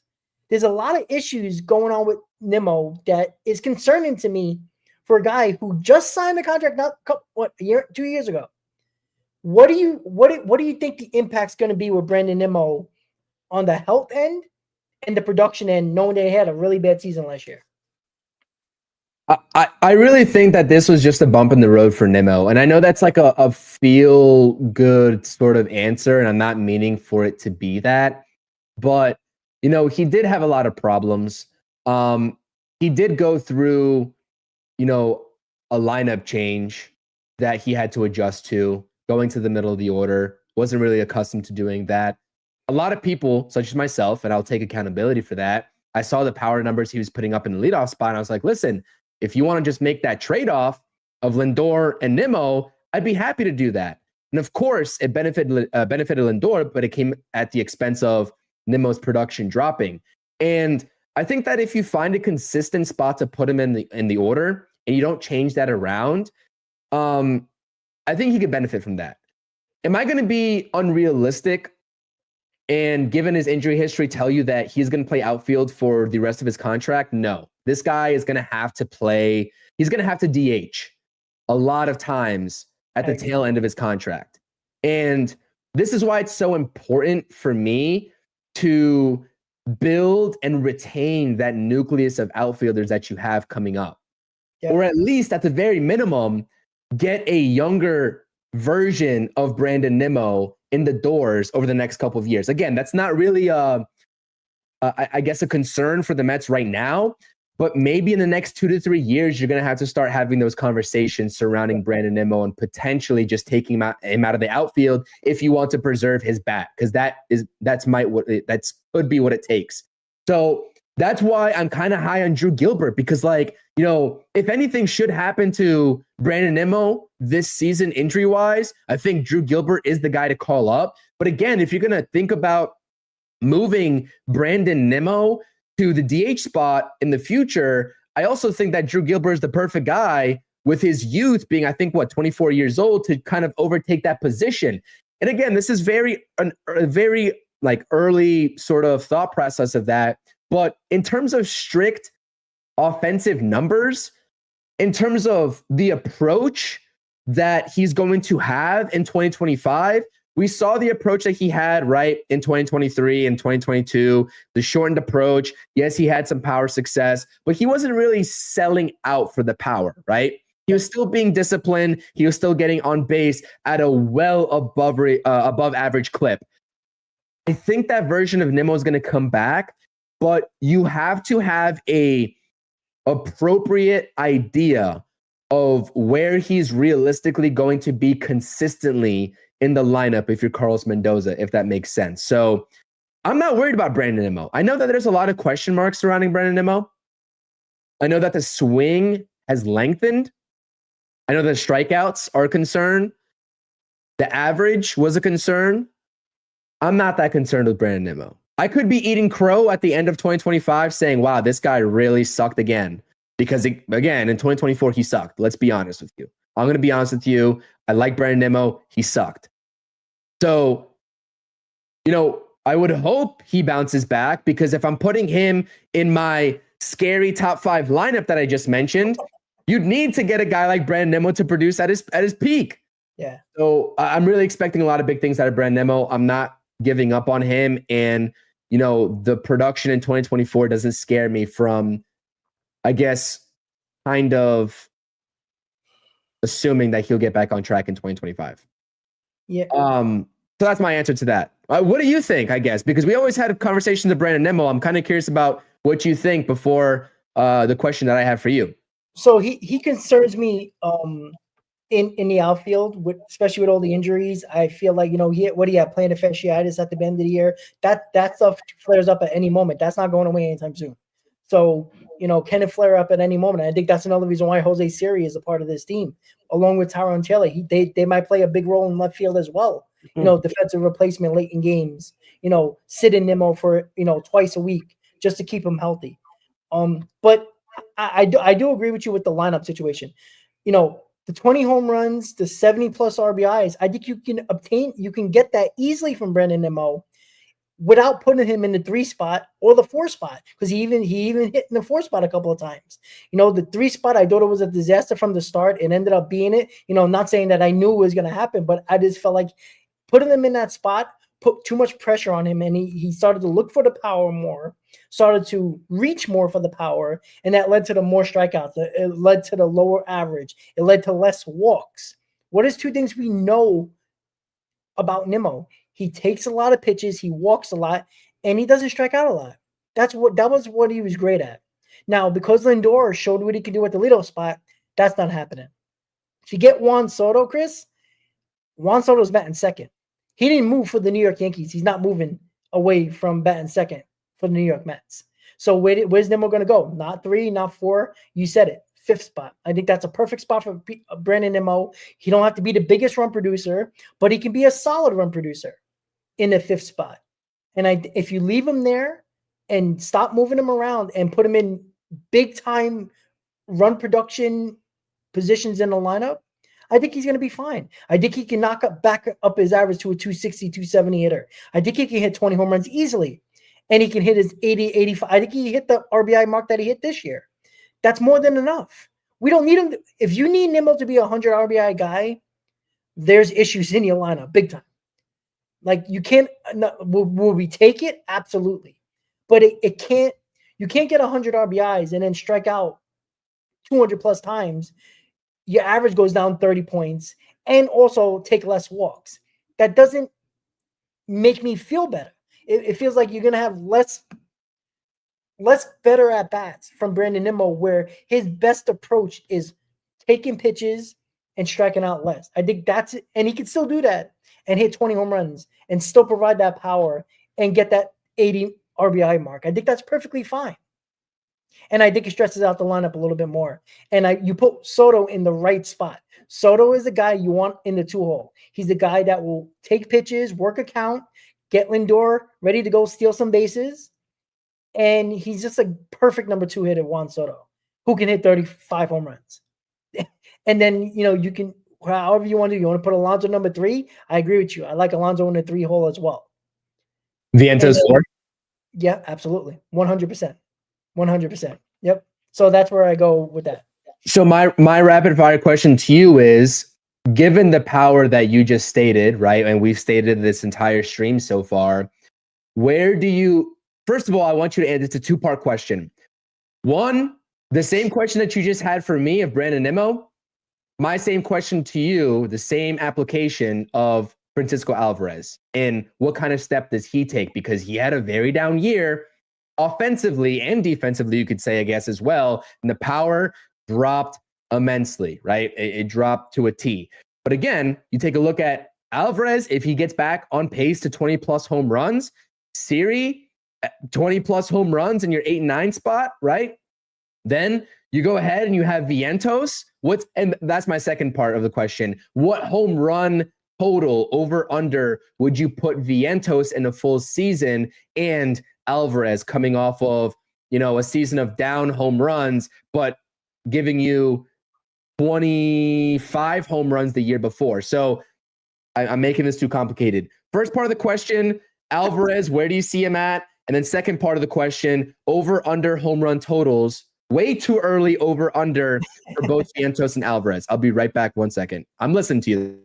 Yep. So first with Alvarez, I think what impressed me defensively is that when he got to the playoffs, he became a completely different backstop guy behind the plate, blocking balls. Why he didn't do that during the season is beyond me, but he became a better blocker of the ball in the postseason, which is great to see in the postseason. But I think he's going to take that, what he realized that he can do, into the regular season. So I think he's going to be good there. I think he has a tremendous arm. I just think he had a bad go of it throwing out runners. You saw in the playoffs, he did a better job at that too. So I'm not worried about Francisco Alvarez defensively. I think he learned and figured out what he had to do in the postseason defensively, throwing out runners and blocking balls is going to make him a better defensive player.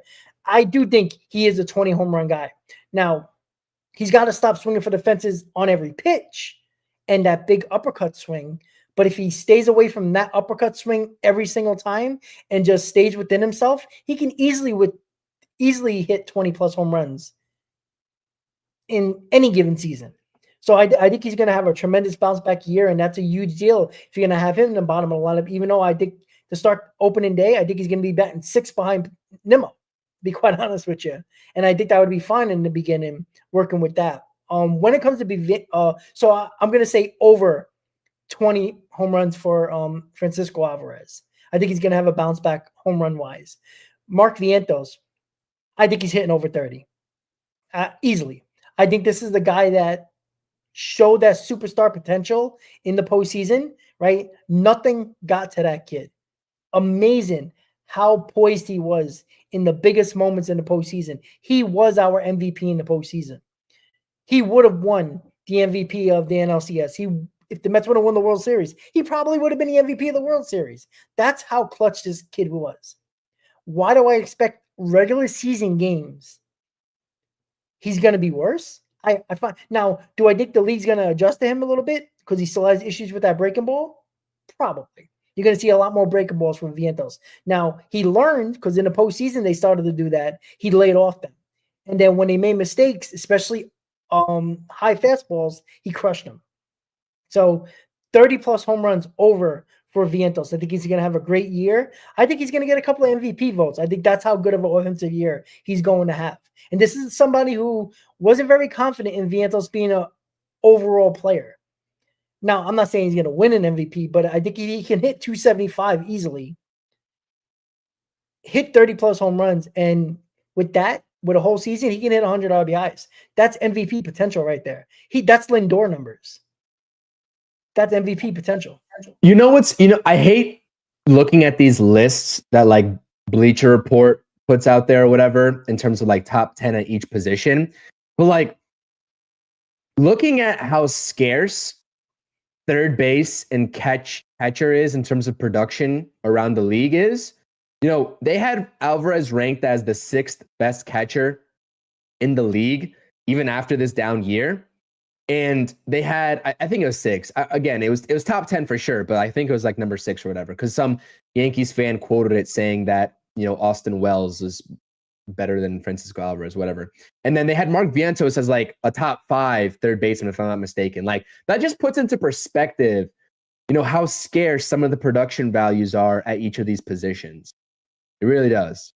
So again, I'm expecting a lot of big things from each guy that struggled in 2024 and beyond. But I take a look at the just power numbers that this lineup could have with a guy like Juan Soto and Pete Alonso in the middle. If you're able to retain Alonso and have Juan Soto in your lineup, and if you get a bounce back year from Brandon Nimmo, right, with 20 plus home runs, if you get a bounce back year from Francisco Alvarez with 20 plus home runs, like this is, I see the vision, and it's going to be harder to actually do, right? It's easy to say, it's hard for David Stearns to make that happen, but I see the vision.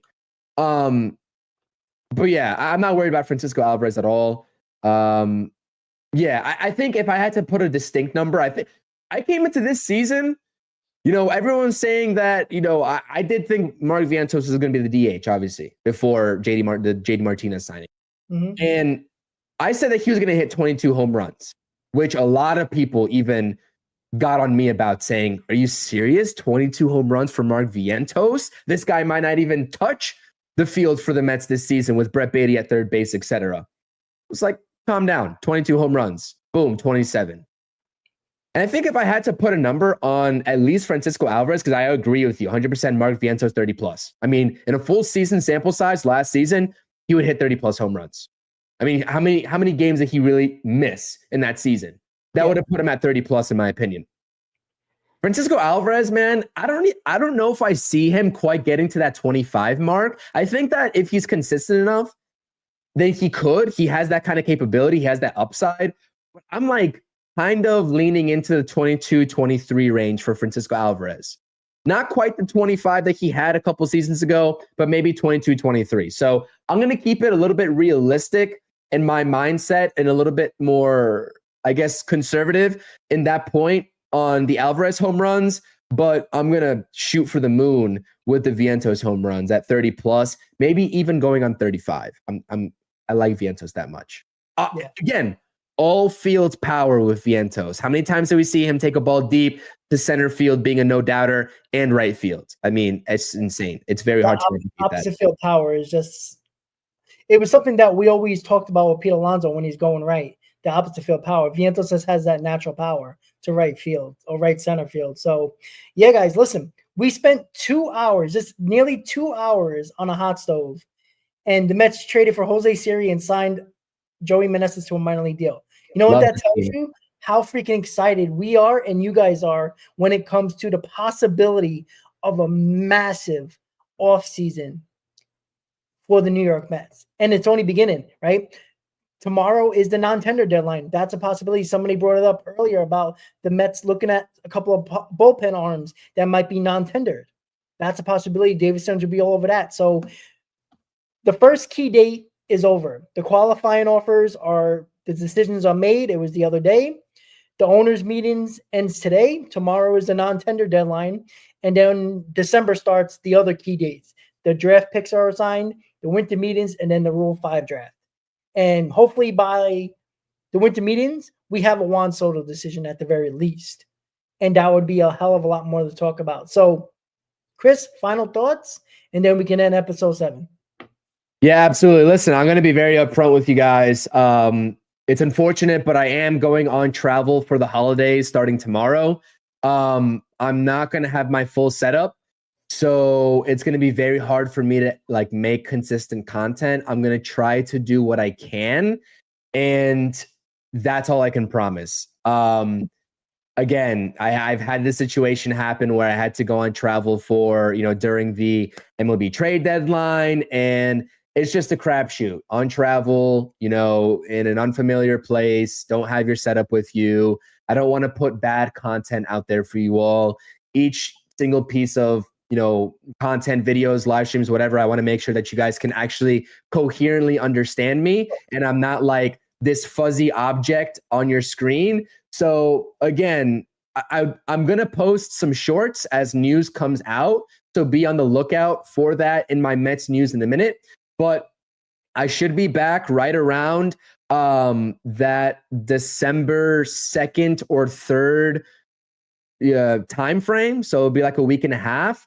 So if you guys miss my face, I do apologize about that. Yeah, that's what I'll say from a programming perspective. I do plan on dropping a video or two in between that time frame.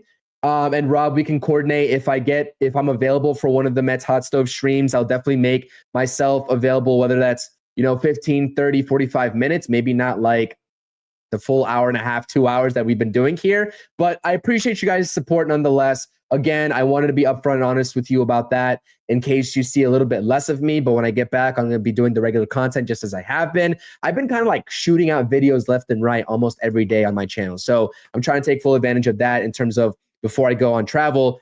Hit the thumbs up buttons. We definitely appreciate it. It's going to be a very exciting Mets offseason. I will be back for it ahead of the winter meetings, which is really when everything gets ramped up anyways. So I'm not expecting to miss too much when I'm on travel, which is the good news. So I appreciate it. Thank you all so much. If you're a Knicks fan, by the way, in basketball content, my guy Nick and I are going live at 10 p.m. discussing the win last night over the Suns. So appreciate you all being here. Let's go Mets. And I do have a video for you all tomorrow that'll be dropping on the channel at the very minimum.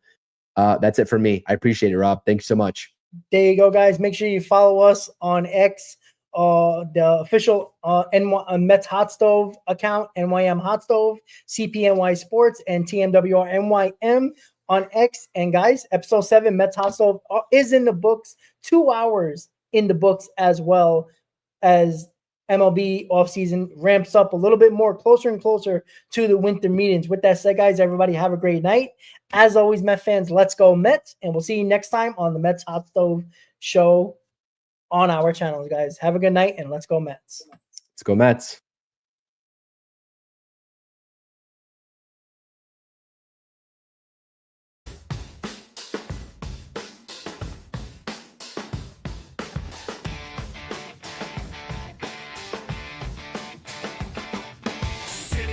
In the dead of night, full of echo, concrete jungle, dreams bust to grow. Mets in the air, chase glory, no fear. Broken bats, but hearts steer clear. OMG, the chaos, what a scene. Streets buzzing like a machine. Critters from the shadows, chills on my spine. Past haunts, the future shine.